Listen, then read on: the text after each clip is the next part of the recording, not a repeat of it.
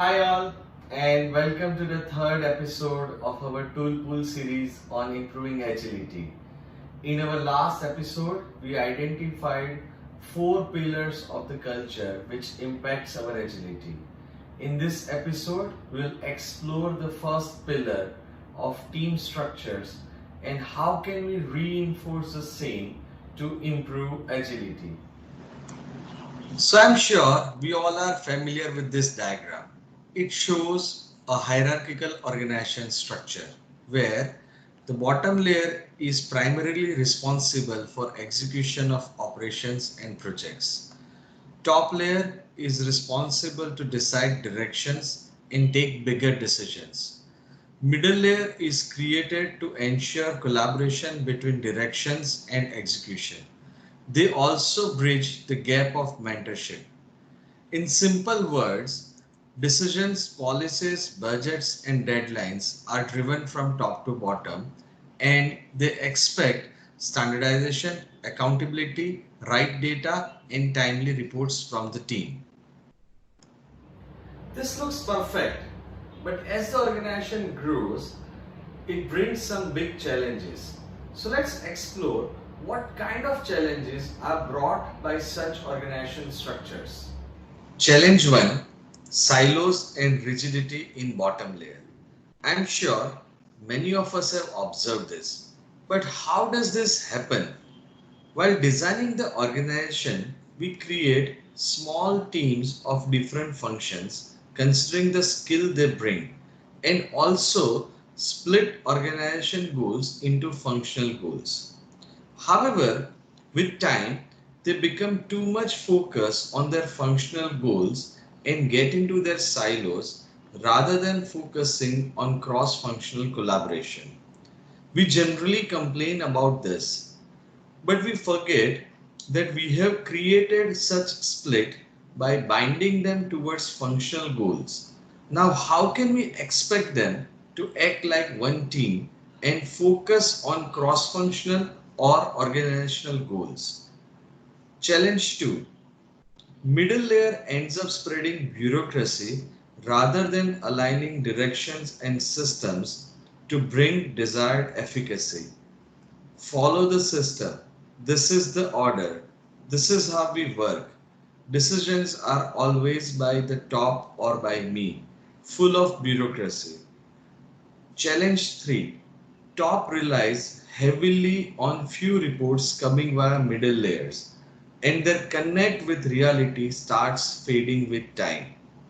This reduces the quality of decisions they make, and ultimately, people lose their faith on leaders.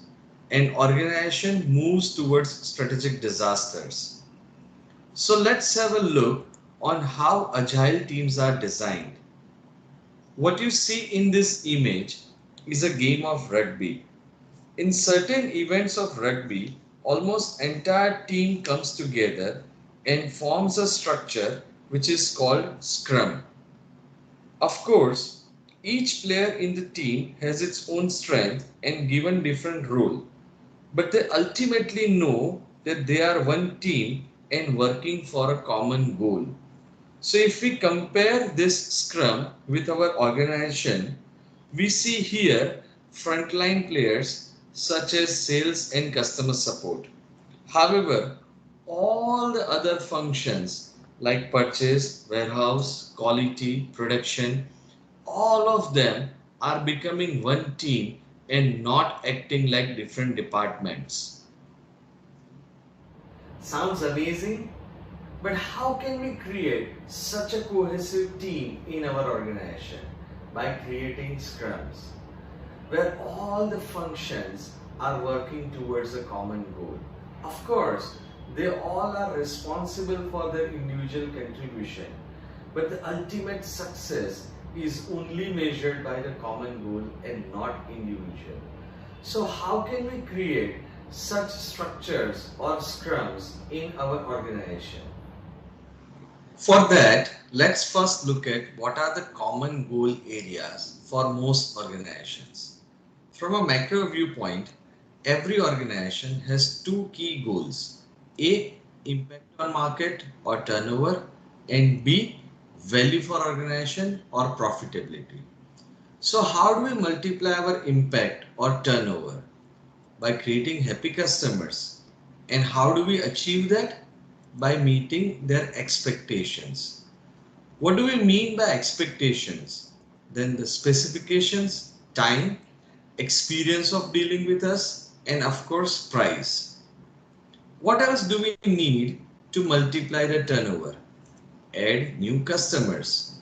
And how do we add new customers? Of course, if you have created happy customers, they will fetch new customers for you. However, this may not be sufficient for many of us. So what else can we do? Spread the awareness of our existence, or in simple language, marketing. What else do we need to multiply our impact or turnover? Add new products. And how do we identify the need of creating new products? When we are closely monitoring the changing expectations of our customers with time. So in nutshell, if we are focused on creating happy customers, adding new customers and adding new products with time, we can multiply our turnover faster. Now let's move to the second most important goal area, which is value for organization or profitability. So how do we improve profitability? By improving cost structures or improving resource utilization, adopting lean methods of working, and ensuring that all the employees are engaged with organizational objectives. To achieve these goals, typically this is how we would design the organization structure. Now let's see how agile organization would design it and bring it to a flat surface where everyone is working on common ground with different skill sets. Agile structures are focused more on creating self-managing teams, which means they intend to create scrums which has all the required skill sets to achieve the common goal. So let's have a look at what kind of scrums or self-managing teams can be created to achieve the mentioned goal areas. Scrum 1, happy customers. What all kind of skills or functionalities do we really need to create happy customers? Production planning, production, quality control, purchase, logistics, and finance. Unless all of these functions are not linked with one common goal, it will be very difficult to achieve consistent success. For example, role of purchase is to optimize the cost of supply and role of finance is to ensure optimum utilization of funds. But at the same time, if they are not measured by the goal of happy customers, they will stay in their individual silos, where as individual they will be having great victories, but organization may end up dissatisfying the customer. Please remember that the actual functions required in each scrum will vary from organization to organization. And what we have mentioned here is just the example.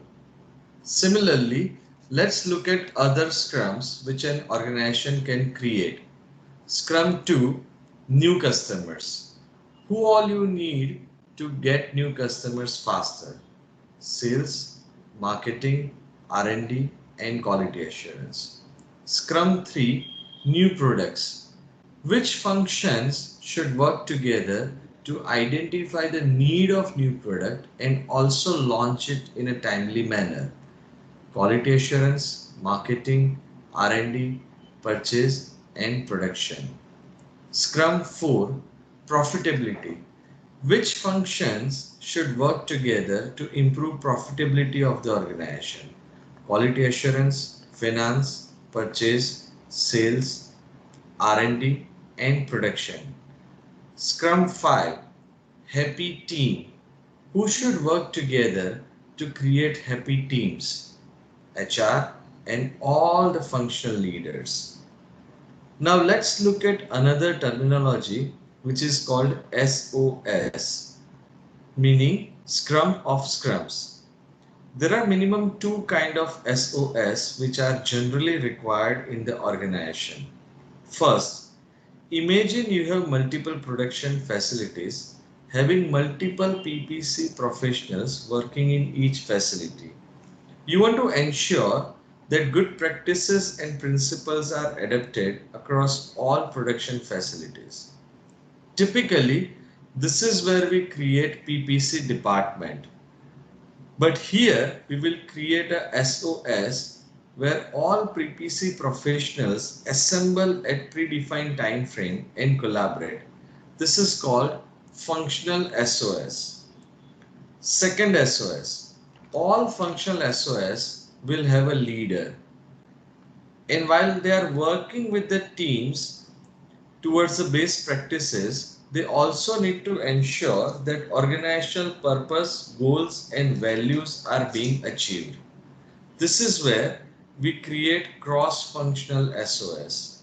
This is generally being chaired by the CEO.